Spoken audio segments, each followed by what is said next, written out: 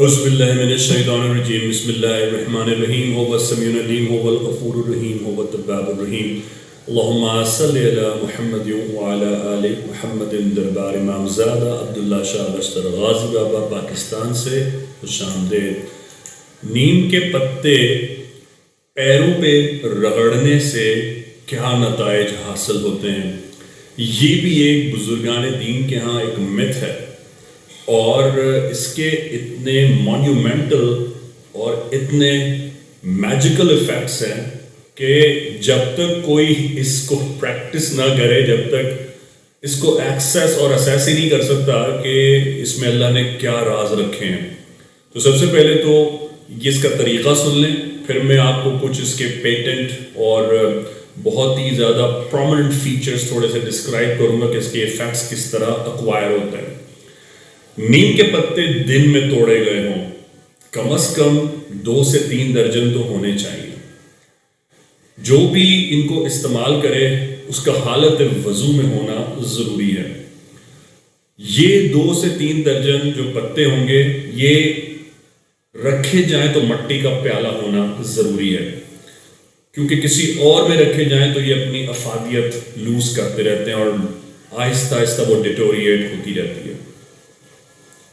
رات کو سونے سے پہلے آپ اپنے پیروں پہ پہلے سیدھے پیر پہ تقریباً 10 پتے ان کا ایک بنچ لیں اور ان کو پیروں کے تلووں پہ رگڑیں، رائٹ پیر پہ اچھی طرح رگڑیں، اتنا رگڑیں کہ تھوڑا سا ایک لائٹلی میس ہو جائے گا۔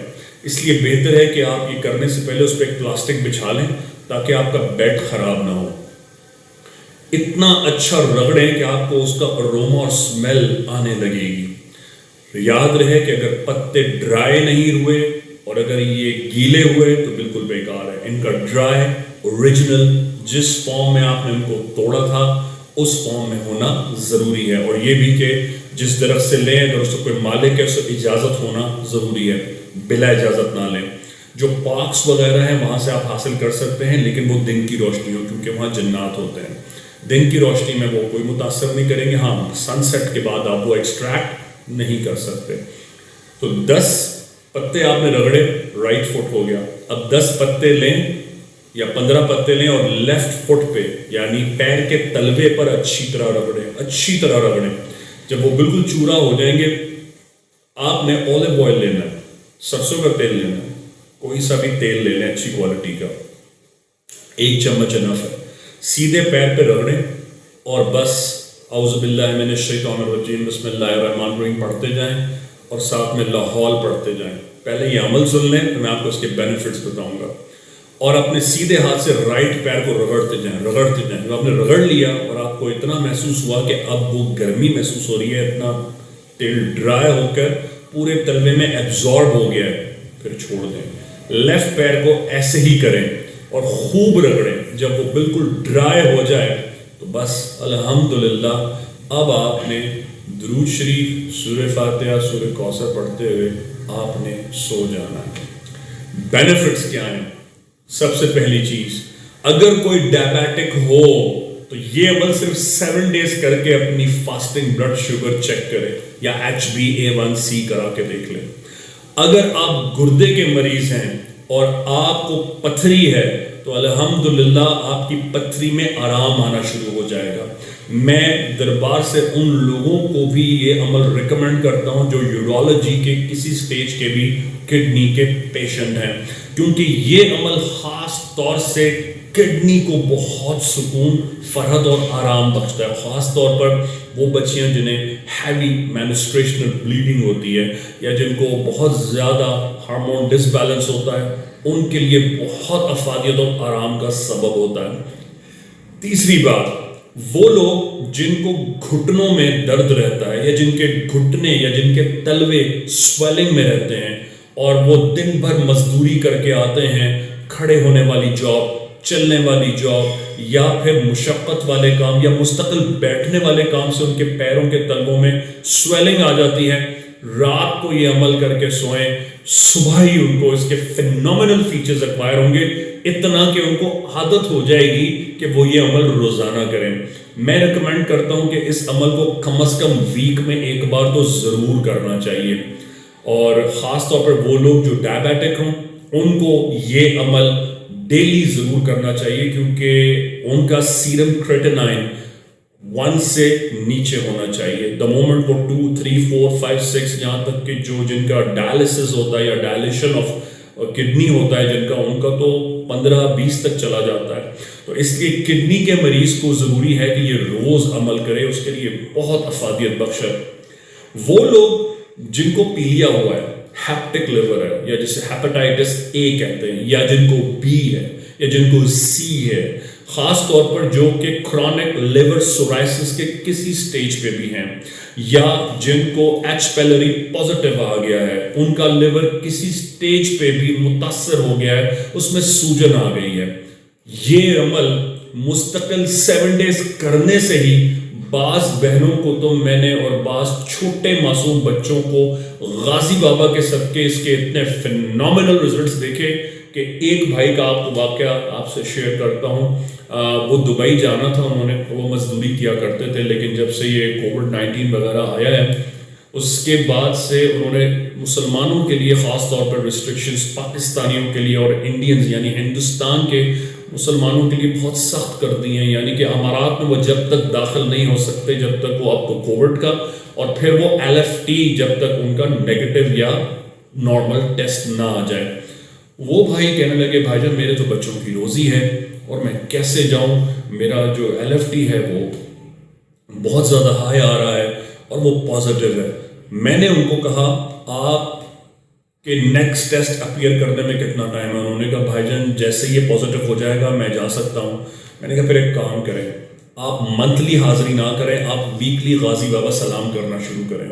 ایوری ویک آئیں جمعرات کو, جو آپ کی توفیق ہو, غازی بابا کے باہر مستقین کو فاتحہ نیاز مٹھائی کریں, اوپر جا کر غازی بابا پھول پیش کریں, فاتحہ پڑھیں اور ریکویسٹ کریں غازی بابا آپ کی دعا سے اور آپ کے وجود سے اللہ پاک نے ہند اور سندھ کو رزق بخشا ہے, میں بچوں کے رزق کا ذمہ دار ہوں, میرے حق میں دعا فرما دیں, میرے راستے اللہ پاک آسان فرما دیں. میری دعا تو رد ہو جائے گی, آپ کی دعا رد نہیں ہوگی.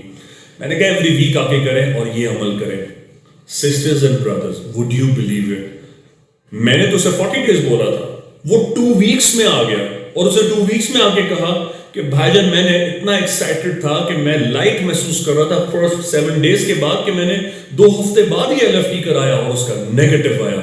ماشاءاللہ وہ چلا بھی گیا, خوش ہے.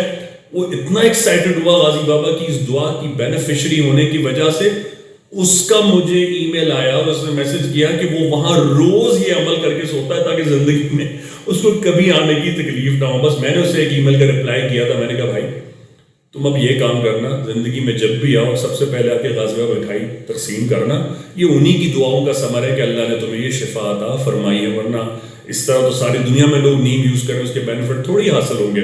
یہی میں آپ سے کہوں گا, جو لوگ اصلی معنوں میں ڈائبیٹک ہوں, لیور کے مریض ہوں, گردوں کے مریض ہوں, کسی سٹیج کے مریض ہوں, تھکن والے ہوں, مہینے میں ایک بار اگر کراچی میں نہیں ہے اپنے شہر کے سید کے دربار پر کچھ بھی جا کر اپنے بچوں کا سوچ کر, اپنا سوچ کر, اپنی خوشیوں کا سوچ کر سید کی دعا لیں, آل رسول کی دعا لیں, اور مٹھائی تقسیم کر کے ان کے وسیلے سے دعا مانگ کر دیکھیں, دیکھیے کیسے کڑوا آپ کے لیے میٹھا نہیں ہو جاتا. اس کے علاوہ وہ بچیاں جو کنسیو نہیں کر پا رہی ہیں, جو ٹائم جن کا بہت زیادہ ہو گیا لیکن وہ امید سے نہیں ہو رہی ہیں, یہ عمل ان کے لیے بڑا بینیفیشل ہے. فرق صرف یہ ہے کہ ان کو ایوری 40 ڈیز میں 3.5 کلو مٹھائی یا حسب توفیق سید کے دربار مٹھائی کرنا ضروری ہے, اور ان کو فجر اور عصر میں یاسین شریف ضرور پڑھیں, اول آخر 21 بار درود شریف اور اول آخر 21 بار بسم اللہ الرحمن الرحیم پورا پڑھیں.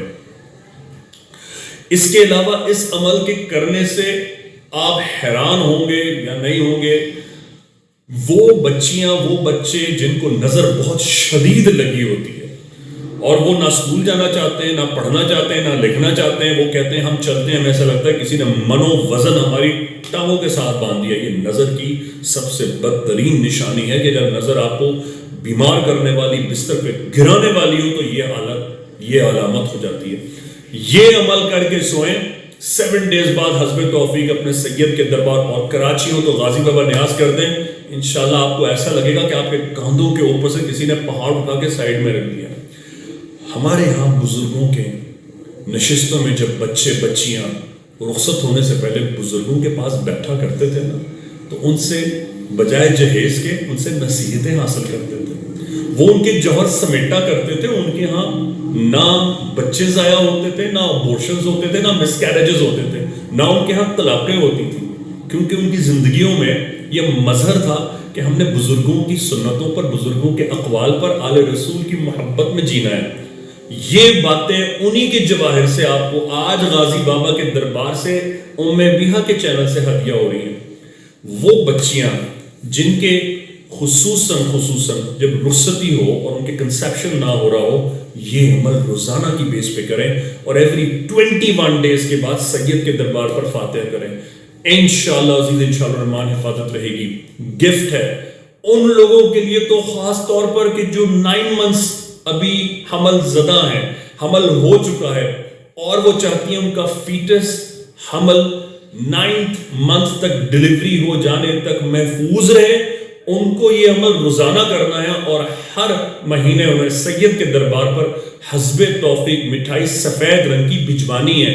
خود نہیں جائیں گی کیونکہ وہ حمل سے ہیں. اگر وہ حمل سے نہیں ہوتی تو میں بہنوں کو خود جانے کا ریکمینڈ کرتا ہوں. مٹھائی تقسیم کرائیں، آپ کا حمل محفوظ رہے گا. ہاں، جب ڈیلیوری ہو جائے تو جتنے پاؤنڈ کا بیبی ہو اتنے کلو مٹھائی وہاں دربار پر نیاز کر دیں.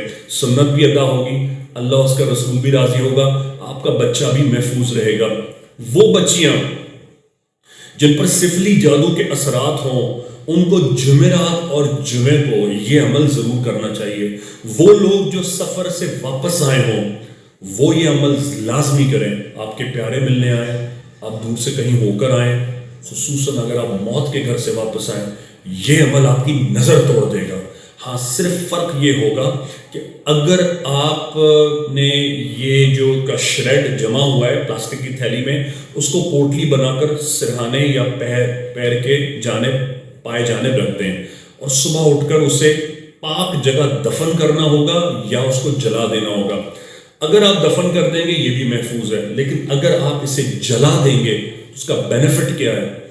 آپ کے محلے سے بھی جو وبا ہوگی نا وہ بھی چلی جائے گی، وہ رخصت ہو جائے گی. اللہم صلی علی محمد وعلی آل محمد. اللہ حافظ یا عظیم.